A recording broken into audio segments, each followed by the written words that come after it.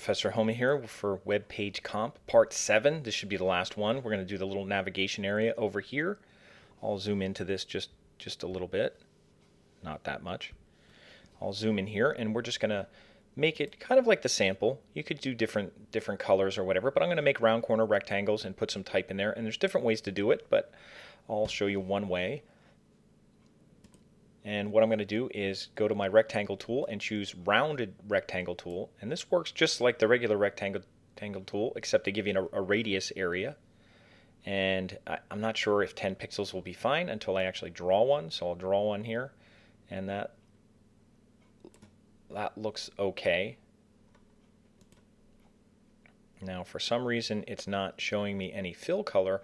Now do you know why that is? It's because I drew it below my nav shape. So if I drag this up here, I could then see it. Now I don't want it this color, so I'll go back on this tool again. Remember, you could use this to add a fill, but also to add a stroke. So I'm going to add a green color, and I'm going to go in here, and I think I'm going to choose the green that I'm using in my bar. I'll try that first, see how that looks. It might be too dark, or I can use a variation of that. And I'm also going to go to my stroke up here, and I'm going to put a white stroke on. There's white. And 3 pixels looks okay from what I'm seeing. I think that's going to be okay.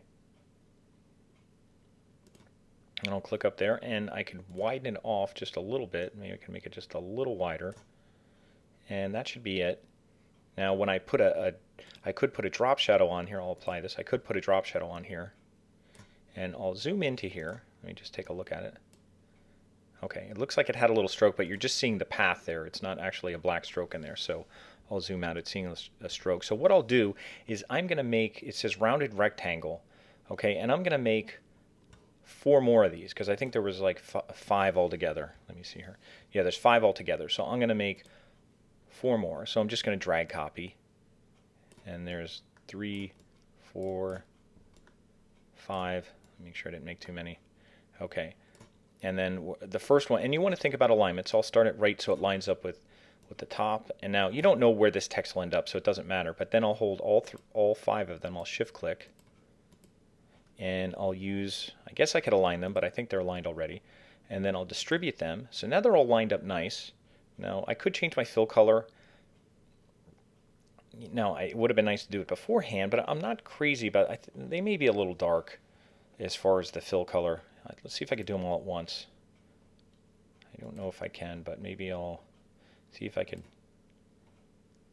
doesn't look like I could do all the fill colors all at once, so I'd have to do them one at a time. But one thing I could do, here's one thing I could do to save a little time, is I could go to this one and I could give it a color. I'll go a green. I'll make it a dark green, but just not quite as green. I just don't want it. I want it in the same family, but not as green as I'm using. So just a little bit lighter, and I'll hit OK. Another option that would actually be quicker is to go to Layer Style, and I'll go to Color Overlay, and it makes it red by default. And I'm going to choose that same kind of green that I wanted to use, and I'll go a little darker. So something like that I think would be nice. And I'll hit OK. And you might think, well, what's the difference? Well, I'm also going to go to Drop Shadow, and I'll throw a drop shadow in there, and I'll uncheck the global light, and the drop shadow is fine, except I'll just put it down real light to 45, something like that, maybe even like to 40 or 35. I don't want the drop shadow really noticeable on the buttons here. Maybe I'll even go take it down to 30. Okay, but the reason I did that is because now, since I did color overlay as a layer style, what I can do is I can right click and I could do copy layer style, and I could go all the other ones and I could paste layer style, and then that way I paste the color and I paste the drop shadow all at once. Now there's probably other ways to do that that's going to be more effective, but just for what I'm doing now, that's fine. Okay, now in order to put the text labels on here, you could make each one a separate text label and type it in there. What I'm going to do is I'm actually going to make it kind of like a text box. I'll just keep hitting return, and then I'm going to adjust the leading to kind of spread it out so that I don't have to have, because it's a pain, then I'd have 5 layers for the buttons and then 5 layers for the text, but I just want 1 layer for the text. And what I'm going to do is just type it in there and adjust the leading. So let me pause while I start that, and then I'll just show you how to finish that up, and then we should be done. Okay, here's the text we're going to be using. Home, our team, see our work, our rates, contact us. And I just typed that all out. So here's where I typed it. And it's on its own layer. And there's the layer. Now it's behind the button. So I got to drag it up above my buttons here, my rounded rectangles. But so here's my text. Now it's on top. Now you can see I want it to be white. So I'm going to open up my palette here. And I didn't make a text box. I just clicked once and I hit return. So I'm going to go up here, I'm going to make the text white. I'll make it bigger. It's like 16 right now. Maybe I'll make it like 24. I want it to fit so everything could fit on one line. So if I might go smaller just to get it to fit. And you could even go, and I'll make it bold to make it just stand out on the dark background. And that seems to work okay. Again, these would be things we would use with CSS. So it's just for looks right now. It wouldn't be the way it would be permanently done. We used to do it like this, but not anymore. So what I'm going to do is adjust the leading to kind of spread this out. And I can do that. Now, the leading, I'm not sure exactly what it would be. I'm just going to have to try it out. The leading would be here. It's 18/24. I'm probably thinking it's going to be like double that or in the 40s or something. So I'll try like 36 to start and see what it looks like. And you can see it's going to be a lot more. It might be like 48. Just going to have to keep guessing here. Actually, 48 looks pretty good. I think, might be 49, something like that. Looks like it gets a little, that's not a bad guess. So I'm going to try it 49. And that looks pretty good. And that looks pretty good for the buttons. You could put drop shadows on the text too, if you'd want, but probably not, since if we would use CSS, we probably wouldn't have drop shadows. That looks clean enough.